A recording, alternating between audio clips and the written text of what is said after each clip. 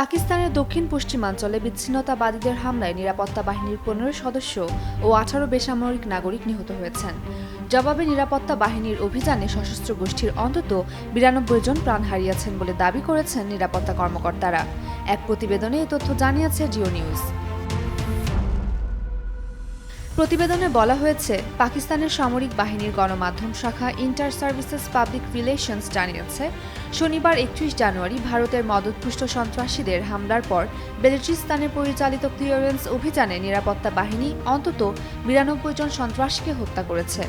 যুক্তরাষ্ট্রের ১ নম্বর gym chain gold gym এখন আবারও বাংলাদেশে।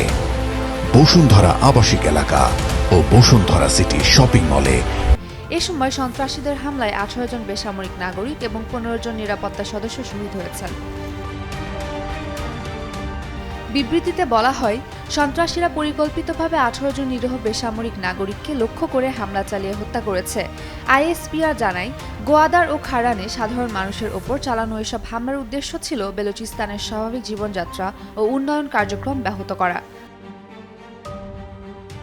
হামলার পর নিরাপত্তা বাহিনী ও আইনশৃঙ্খলা রক্ষাকারী সংস্থাগুলো তাৎক্ষণিকভাবে প্রতিক্রিয়া জানিয়ে সারা প্রদেশে ব্যাপক ক্লিয়ারেন্স অভিযান শুরু করে।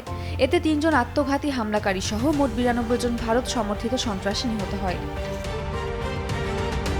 এদিকে বেলুচিস্তান জুড়ে হামলার ঘটনায় দায় স্বীকার করেছে নিষিদ্ধ বিচ্ছিন্নতাবাদী সংগঠন বেলুচ লিবারেশন আর্মি BLA। বিভিন্ন স্থানে হামলা চালিয়ে নিরাপত্তা বাহিনীর অর্ধশতাধিক সদস্যকে হত্যার দাবি করেছে সংগঠনটি।